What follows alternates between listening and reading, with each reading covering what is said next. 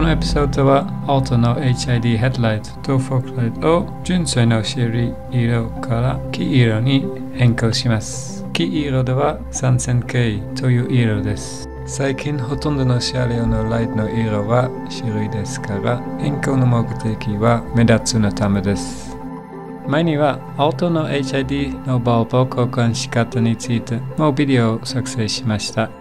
概要欄に書いてあります。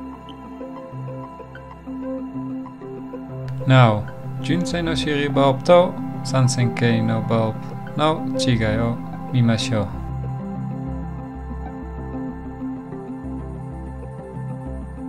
実際、日中はあまり変わらない。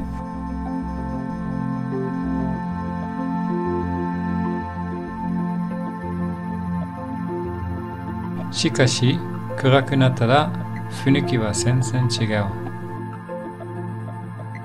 後ではもっと結果の動画を見せます。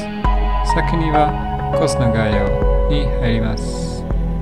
基本車両と前のついた部品は66万7500円でした。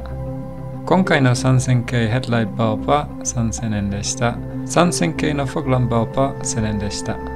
そして新しいの合計金額は67万1900円になります。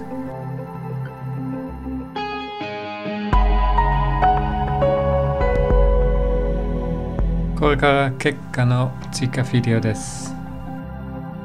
一つ気づいたことは、ライトをつけたら10秒間に緑から黄色に変えます。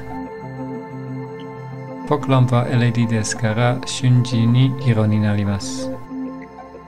この3000系のヘッドライトの一つ欠点には、真っ暗な場所のライトパフォーマンスが純正の白いバルブより良くないです。私にとって見た目の方が価値がありますから大丈夫です。今回のビデオで以上になります。最後に私の S2000 と3000系 HID ライトのビデオがあります。楽しんでください。